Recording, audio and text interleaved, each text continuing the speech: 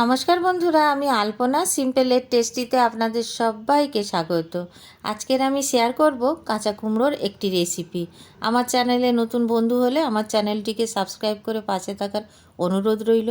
Already যে বন্ধুরা আমার পাশে আছেন তাদের অনেক অনেক ধন্যবাদ। আমি এখানে একটা কাঁচা কুমড়ো নিয়ে নিয়েছি, 700 গ্রাম মতো ওজন হবে।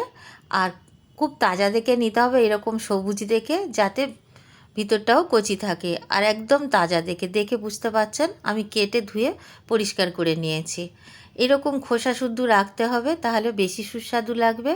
আর খোসাতে যদি প্রবলেম থাকে তাহলে আপনারা ছাড়িয়ে দিতে পারেন। আমরা খোসা শুদ্ধ রান্না করি, তাই আপনাদেরকে সেইভাবে শেয়ার করছি।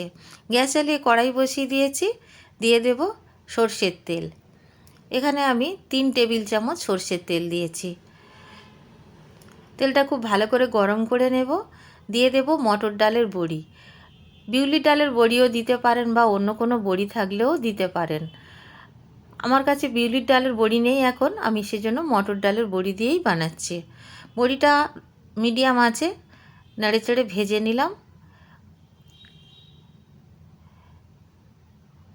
এখন বড়িটা তুলে নিয়েছি। একই তেলে 2টো তেজপাতা ফাটিয়ে দিয়ে দিলাম, 2টো শুকনো লঙ্কা ফাটিয়ে দিয়ে দিলাম। দিয়ে দেব হিং 1/4 চামচ, আর দিয়ে দেব 5 ফোড়ন 1/2 চামচ। একটু নাড়াচাড়া করে নেব। খুব সুন্দর গন্ধ বেরিয়েছে। মশলাটা ভাজা হওয়ার পরে দিয়ে দেব আলু। এখানে ছোট ছোট 8 পিস আলু আছে, আপনাদের প্রয়োজন মতো দিয়ে নেবেন, যেমনটা আপনাদের প্রয়োজন, কম বেশিতে কোনো অসুবিধা নেই। আলুটা আমি 1 মিনিট ভেজে নেবার পরে দিয়ে দিলাম 1 চায়ের চামচ আদা বাটা, 2টো কাঁচা লঙ্কা চেরা করে দিয়ে দিয়েছি। আপনারা চাইলে কাঁচা লঙ্কা আদার সাথে বেটেও দিতে পারেন। 30 সেকেন্ড মতো নাড়াচাড়া করে নেব। তারপরে কাঁচা কুমড়ো যে কেটে রেখেছিলাম, কেটে ধুয়ে দিয়ে দিলাম। 3 মিনিট থেকে 4 মিনিট এইভাবে আমি হাই ফ্লেমে ভেজে নেব। ভালোভাবে কুমড়ো আলু একসাথে কষে নেবার পরে দিয়ে দেব স্বাদ অনুসারে লবণ। দিয়ে দেব হলুদ গুঁড়ো 1/2 চামচ। দিয়ে দেব লঙ্কার গুঁড়ো 1/2 চামচ। ঝালটা আপনারা আপনাদের স্বাদ মতো দেবেন। ধনিয়া গুঁড়ো 1/2 চামচ, জিরা গুঁড়ো 1/2 চামচ দিয়ে দিলাম। এখন খুব ভালো করে কষে নেব।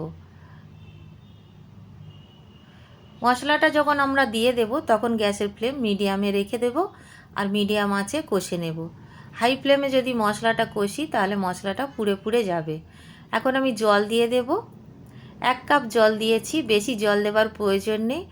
আর বড়ি দিয়ে রান্না করলে জল দিতে হয়, আর বড়ি ছাড়া যদি আমরা রান্না করি কাঁচা কুমড়োর তরকারিতে জল না দিলেও রান্না হয়ে যায়। ঢাকা দিয়ে আমি সেদ্ধ হতে দিয়েছি। 6-7 মিনিট পরে আমি ঢাকা খুলে নাড়াচাড়া করে নেব, দেখব যে সেদ্ধ হয়েছে কি না। এখন আমি একটা কুমড়ো নিয়ে দেখে নিলাম সেদ্ধ হয়েছে, একটা আলুও দেখে নিলাম সেদ্ধ হয়েছে। খুব ভালোভাবে সেদ্ধ হয়ে গেলে তারপরে আমি দিয়ে দেব বড়িটা।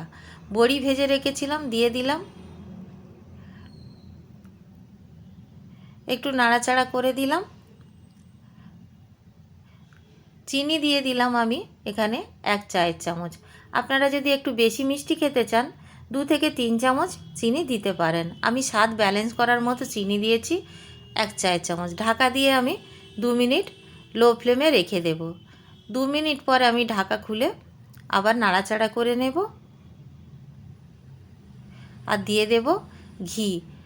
1 চায়ের চামচ আমি ঘি দিয়েছি, আপনারা চাইলে আরও বেশি দিতে পারেন। খুব ভালো করে নাড়াচাড়া করে নেব। আমাদের কাঁচা কুমড়োর তরকারি অলমোস্ট ডান। আমি একটি পাত্রে নামিয়ে নিয়ে পরিবেশনের জন্য রেখে দেব। বাড়িতে বানাবেন, কেমন লাগলো কমেন্ট করে জানাবেন। রেসিপি যদি ভালো লাগে লাইক করবেন, শেয়ার করবেন। নতুন বন্ধু হলে সাবস্ক্রাইব করতে ভুলবেন না যেন। আজকের এই পর্যন্ত, দেখা হবে পরের ভিডিও নতুন কোনো রেসিপি নিয়ে। সুস্থ থাকবেন, ধন্যবাদ, নমস্কার।